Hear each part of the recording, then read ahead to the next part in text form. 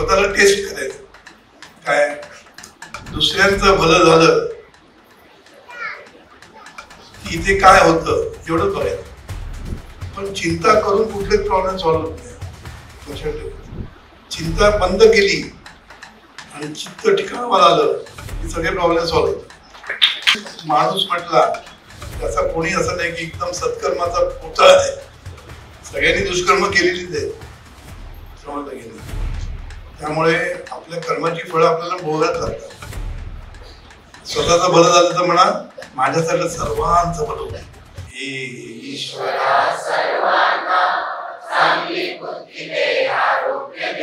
सद्गुरूंनी जी विश्व प्रार्थना दिली आहे ना, ती म्हणजे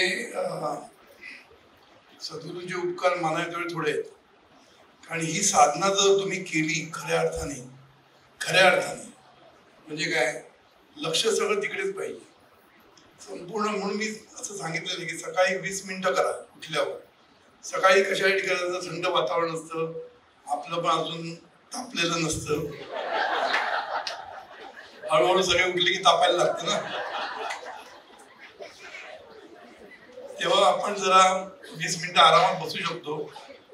आणि 20 मिनिटं जर तुम्ही लक्ष देऊन म्हटल्याला सुरुवात केली, लक्ष देऊन मध्ये मध्ये लक्ष गेलं तरी हरकत नाही, घाबरायचं नाही, गेलं ते गेलं, परत आणायचं. बरोबर, असं करत करत जर तुम्ही 20 मिनिटाची बैठक रोज केली तर तुम्हाला आयुष्यामध्ये काही मागायलाच लागणार नाही.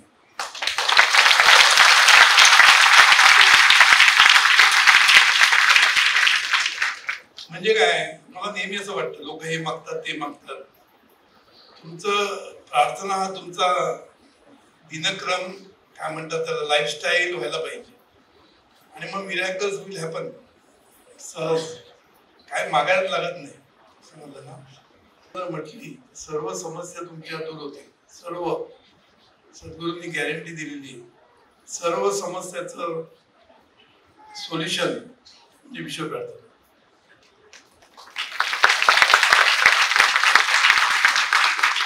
आणि सोल्युशन मिळालं नाही तर डोस वाढवायचा. डोस वाढवत न्यायचा. मेडिकली पण तेच करतात ना, पहिल्यांदा काय देतात ते अँटीबायोटिक देतात, मग स्टिरॉइड देतात, बरोबर, नंतर हे लावतात व्हेंटिलेटर लावतात. तर आपल्याकडे हा डोस फक्त वाढवायचा. हा डोस मला तर एकदम असं खात्री पटलेली आहे की विश्व प्रार्थना म्हणण्याने त्याला कुठलेच प्रॉब्लेम येणार नाही आयुष्यामध्ये. आपलं काय अर्थ माहिती, आपण तेवढ्या पुरती म्हणतो मला प्रॉब्लेम झालेला आहे, चला प्रार्थना म्हणूया. प्रॉब्लेम संपलं की यांचं संपलं ना, हल्ली वेळ मिळत नाही. बरोबर, वेळ नाही मिळत कारण प्रॉब्लेम संपला ना. सोल्युशन झालं की वेळ नाही. असं नसतं. ही प्रार्थना आहे ना आपल्या आतमध्ये गेली पाहिजे, आतमध्ये गेली पाहिजे. खऱ्या अर्थाने मी नेहमी म्हणतो स्वतःला टेस्ट करायचं, काय दुसऱ्यांचं भलं झालं की इथे काय होतं एवढंच बघायचं. टेस्ट चांगली टेस्ट आहे ना. बाकी काय तुला ब्लड टेस्ट बिटेस्ट काय घ्यायची गरज नाही. फक्त एकच बघायचं की तिचं भलं झाल्यानंतर आतमध्ये काय होतं. आतमध्ये जर हल्लं समजायचं अजून विश्व प्रार्थना आतमध्ये गेली नाही. बरोबर, बघा तुम्ही, तुम्हाला कळेल कसं हलतं ते. नुसतं जोरदार हलतं. दादानी जरी एकाकडे बघितलं दुसऱ्याकडे नाही बघितलं तरी प्रॉब्लेम. माझी म्हणजे हे असते, परीक्षा असते. कोणाची नजर माझी गेली नाही त्याच्याकडे तर मग काय काय त्याचं कन्क्लुजन काय करतील माहित नाही. दादा माझ्या चिडलेत काय, अरे नाही रे बाबा मला लक्ष नव्हतं, इतक्या लोकांकडे कसं बघू मी. असे म्हणजे थोडस सगळं सांगितलं. ईर्ष्या वाटणं चांगलं आहे. दादाने तिच्याकडे जास्त बघितलं ना, पुढल्या दादा माझ्याकडे बघतो, मी जास्त प्रार्थना म्हटली की माझ्याकडे बघितलं. प्रार्थना उपाय आहे. दादा बघू नाही तर न बघा आणि कोणी बघू दे. प्रार्थना म्हटली की सगळे बघणार तुझ्याकडे. बघितलं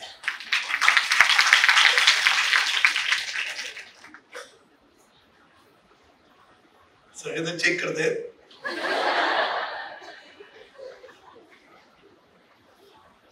नाही, खरं दुसऱ्यांच्या सुखाने खऱ्या अर्थाने सुखी झाला ना माणूस, आयुष्यात तो सुखी होईल. कारण इतरांना सुखी म्हटलं की आपण सुखी होतोच. तुझ्या मुलीचं सॉलिड आहे, म्हणजे ह्याला लव्ह वर्क म्हणतात ना. लव्ह वर्क आणि प्लेस ऑल एवढंच करायचं आहे आयुष्यामध्ये. भलं करची साधना आता एवढी चांगली आहे की नाही, पण तरी सुद्धा मला आता कालच फोन आला होता. म्हटलं त्यांच्याबद्दल भलं साधना सुरू करून नाही जमत हो. ते डोळ्यासमोर आले की मला नाही होत. त्यांचं भलं कर मला म्हणताच येत नाही.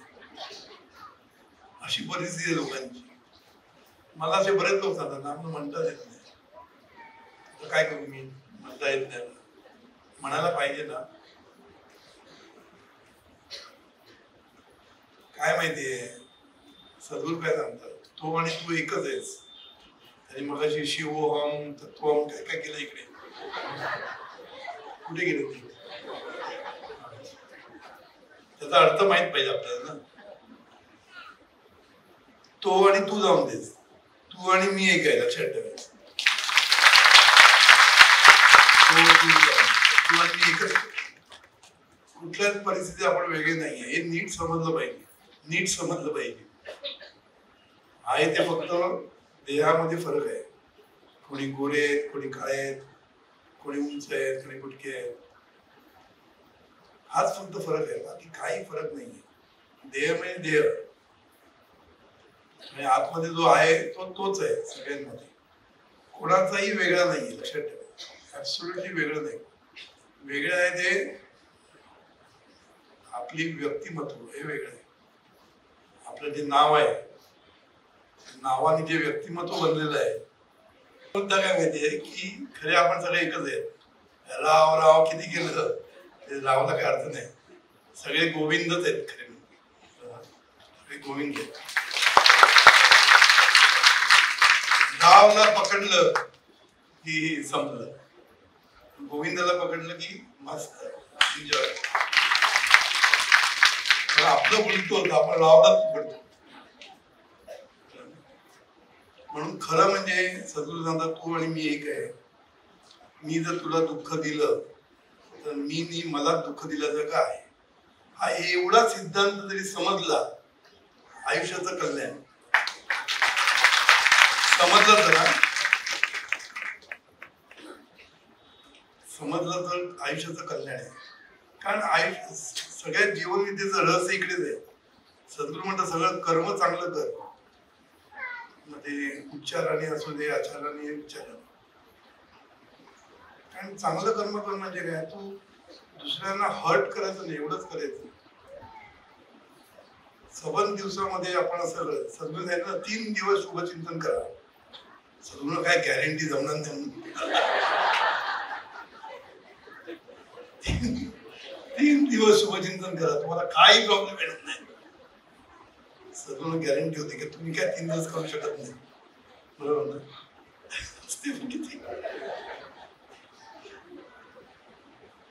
शुभचिंतन करणं काय सोपं वाटतं. लोकांना वाटतं सोल्युशन काय देतात, नुसतं शुभचिंतन कर. अरे शुभचिंतन म्हणजे मोठा डोस आहे तो, सोपा नाही. बरोबर ना. म्हणून हा जो सद्गुरूंनी सांगितलं, विचार दिला आपल्याला की तू जर दुसऱ्यांना दुःख दिलं तर ते तुझ्याकडे सहज येणार. एवढं जर मनामध्ये रुजलं, तिथे बसलं या मडक्यामध्ये, तर तुम्ही कोणालाही दुःख देण्याचा प्रयत्न कधी करणार नाही. 7 दिवस तुमचं मेडिटेशन पाहिजे. परवा मी तेच सांगितलं, 24 तास मेडिटेशन. सद्गुरूंनी आपल्याला शिकवलंय ना, 24 तास मेडिटेशन. असं नाही सकाळी उठून 20 मिनिटं केलं ते करतो, पण याचा अर्थ संपूर्ण जे वाटेल ते करत नाही. संपूर्ण दिवस मोमेंट टू मोमेंट तुम्ही मेडिटेटिव्ह असलं पाहिजे, म्हणजे साधनेतच असलं पाहिजे. तुम्ही म्हणलं काम कोण करणार, काम हीच साधना. मनापासून आपल्या समोर बसलेला ईश्वरच आहे. मी पण ईश्वर, तो पण ईश्वर, या भावात जर काम केलं तर काम म्हणजे तुमची उपासनाच आहे. दुसरी गोष्ट, सद्गुरूंनी छोट्या छोट्या गोष्टी सांगितल्या. प्रेझेंट मध्ये राहा. चिंता कशाला करत असता? सतत मला चिंता आहे. सद्गुरूंनी 10% दिलेत ना, मी 20% म्हणतो. चला 20% प्रारब्धाने थोडंसं काही होऊ शकतं, नाही असं नाही, पण त्याच्यातनं पण मार्ग काढण्याचं सामर्थ्य या प्रार्थनेमध्येच. आणि कधी कधी काय होतं माहितीये, आपल्याला वाटतं आपला काहीतरी प्रॉब्लेम झाला, पण मी सगळ्यांसाठी कंडिशन आहे, प्रार्थना म्हटली तरच. नाही तर म्हणणार कधी काय झालं तर ते होणार नव्हतं आणि चांगलं याच्याशी होणार, असं नाहीये. तुम्ही जर ही साधना केली, सतत प्रार्थना, लोकांचं भलं चिंतन केलं, तर तुम्हाला एखादी गोष्ट नाही मिळाली तर समजायचं ह्याच्या चांगली मिळणार. मगाशी तिने सांगितलं, कोणी ती सांगितलं ना, सगळ्यांना जॉब मिळाला, तिलाच नाही मिळाला. तूच सांगितलं ना. मग ती म्हणाली, अरे असं कसं झालं? हा म्हटलं, ह्याच्यापेक्षा चांगलं तुला मिळणार आहे. तसं झालं, बरोबर ना. म्हणून एक लक्षात ठेवायचं, जरा कुठे कधी कमी पडलं, लगेच असं नाही काय करणार आता, माझं प्रार्थना जोर लाव, त्याच्यातनं चांगलं काहीतरी होऊ शकतं. आता ही थिअरी खूप मोठी आहे, मी ती सगळं आता सांगत बसत नाही, पण तुम्हाला हे जर जमलं ना, सगळं ऍक्सेप्ट करत जायचं, वस्तुस्थितीचा स्वीकार. सद्गुरूंचे एक एक आपलं तुषार म्हणजे साधना आहे ती खरी. म्हणजे वस्तुस्थितीचा स्वीकार करून त्याला सुरेख आकार देण्याचं सामर्थ्य करण्याचं शहाणपण आहे, बरोबर की नाही? म्हणजे काय, स्वीकार करायला शिक, प्रेझेंट मध्ये राहा, चिंता करू नको कुठली. तुम्हाला वाटेल सोपं आहे सांगायला, तुमचा काय प्रॉब्लेम नाही तुम्हाला, पण चिंता करून कुठलेच प्रॉब्लेम सॉल्व्ह होत नाही. लक्षात ठेवा, चिंता बंद केली आणि चित्त ठिकाणावर आलं की सगळे प्रॉब्लेम सॉल्व्ह होतात.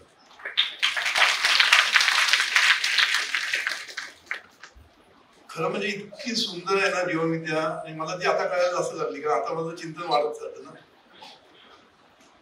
जितकं निवांत व्हाल, आता तुम्ही म्हणून निवांत कसं व्हायचं हा प्रॉब्लेम आहे. जितके निवांत व्हाल तितक्या त्या निवांत अवस्थेमध्ये सगळे प्रॉब्लेम सोडून जातात. कारण निवांत झालं की कोण काम करतं? गोविंद काम करतो. निवांतपणा गेला की राव येतो. राव आला की चिंता सुटू, काळजी सुटू. रावला काळजी आहे, बरोबर ना. गोविंदाला कधी काळजी आहे? गोविंद हा आनंदीच आहे, त्याला काय सगळं तोच आहे, सगळं ऐश्वर सगळं त्याच्याचकडे आहे, त्याला काहीच प्रॉब्लेम नसतो. प्रॉब्लेम सगळं रावलाच आहे. रावला जरा डराव करण्याचं थांबवलं, शांत केलं त्याला, की गोविंदला चान्स मिळतो तुम्हाला मदत करायला. नाही तर गोविंद म्हणतो तू रावलाच घेऊन बस. खरंच सांगतो ना, म्हणजे खूप असं मोठं तत्वज्ञान घाबरायची गरज नसते. तत्वज्ञान मोठं आहे, पण त्याच्यातनं जे समजून घ्यायचं ते थोडं आहे. सद्गुरू म्हणतात ना, थोडं आहे थोडे आहे, ते समजलं पाहिजे. बस थोडं आहे ते समजलं पाहिजे. थोडं काय मी सांगितलं, आपण सर्व एकच आहोत. एकमेकांना जेवढं सुख देता येईल, उपकार करत नाही, ते तुमच्याकडे येणार आहे परत, हो की नाही. त्यामुळे जेवढं सुख देता येईल तेवढं देत राहायचं. आणि चिंता करायचीच नाही कधी. चिंता करून कुठलेच प्रॉब्लेम सॉल्व्ह होत नाही, एवढं चिंता करून बिकट होतात प्रॉब्लेम. कसली चिंता करून नका, कारण होईल ते नंतर होईल ना. आता कशा चिंता करत बसायचं? काहीच झालेलं नसतं माणूस चिंता करत बसतो. समजा एखादी गोष्ट घडली, तिथे नंतर बघू काय करायचं ते ना. तेव्हा पण थोडंसं शांत झालं ना, तर त्याच्यातनं मार्ग निघतो. शेवटी एक लक्षात ठेवायचं, जरी सद्गुरू बोले तू काय तुझ्या जीवनात शिल्पकार, याचा अर्थ नीट समजला पाहिजे. सगळेजण म्हणतात असं काय असं, म्हणजे डेस्टिनी नाहीच आहे काय वगैरे, सगळं आपणच घडवायचं. सद्गुरूंनी काय सांगितलंय, तू जे काही कर्म करणार आहे, ह्या जन्मीचं कर्म हे सगळ्यात महत्वाचं कर्म आहे. ह्या कर्मातनं तुझी नियती घडत राहणार आहे. नियती म्हणजे नशीब साथ, थोडक्यात. नियती म्हणजे काय? नियती घडली की त्याला नशीब म्हणतो, बरोबर की नाही. म्हणजे तुमची नियती घडत जाते तुमच्या कर्माने, आणि हे करता करता काही प्रारब्ध जर आडवं आलंच तर त्याच्यातनं सुद्धा मार्ग काढण्याची ताकद जीवनविद्येमध्ये आहे. प्रॉब्लेम माणूस म्हटला त्याचा कोणी असं नाही की एकदम सत्कर्माचा पुतळा आहे. सगळ्यांनी दुष्कर्म केलेलीच आहे, समजलं की नाही. त्यामुळे आपल्या कर्माची फळं आपल्याला भोगायला लागतात. पण आता जीवनविद्येमध्ये आल्यानंतर चांगली फळं भोगायची आपल्याला, बरोबर की नाही. पण याचा अर्थ काय, आपण कर्म चांगलं करत राहायचं आणि काही गोष्टी आल्या वाटेवर, प्रारब्धाने येतात ना कधी, त्या आल्या तर त्याला स्वीकार स्वीकार करायचा आणि त्याच्यातनं मार्ग निघत जातो, मार्ग काढत जायचा आपल्याला आणि मग पुन्हा तुमची सुस्थिती होऊ शकते. एवढंच समजून घ्यायचं. जीवनविद्या म्हणजे काय, मग चांगलं कर्म म्हणजे विश्व प्रार्थना, सर्वांचं भलं कर असं म्हणणं इज द हायएस्ट यज्ञकर्म आहे. यज्ञकर्म म्हणतात ना, भगवद्गीतेमध्ये वेगवेगळे यज्ञकर्म म्हणतात. यज्ञकर्म म्हणजे सर्वांच्या हिताचं कर्म म्हणजे यज्ञकर्म. साध्या भाषेत सद्गुरूंनी सगळ्या गोष्टी. तेव्हा तुम्ही सर्वांनी विश्व प्रार्थना जोरदार म्हणा, रोज रोज, हो की नाही. आपण जेव्हा प्रार्थना म्हणतो ना, त्याच्यातनं जी शांती मिळते मनाची, ती लक्षात येत नाही आपल्याला. आपल्याला त्याचे रिझल्ट फक्त दिसतात थोडेसे, थोडेफार काहीतरी पॅकेज डबल झालं, खुश होतो माणूस, हो की नाही. ते खुश व्हायलाच पाहिजे. आतमध्ये जे सॉरी आतमध्ये पॅकेज मिळतं ते खूप मोठं असतं.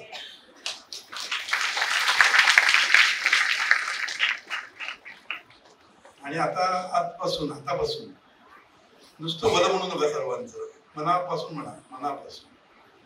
कोणाचं भलं झालं ना असे खुश व्हा. येस, स्वतःचं भलं झालं तर म्हणा, माझ्यासाठी सर्वांचं भलं होईल. एवढी सोपी साधना आणि याच्याकडे कोण घेणार नाही. आपल्याला कुठली गोष्ट मिळाली,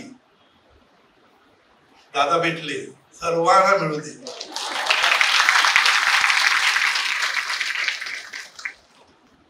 चांगलं काय झालं, सर्वांना मिळू दे असं म्हणत राहा. बघा, एवढं तरी करता येईल ना. कठीण आहे का? आजपासून करायचं. चला. ईश्वरा सर्वांना चांगली बुद्धी दे, आरोग्य दे.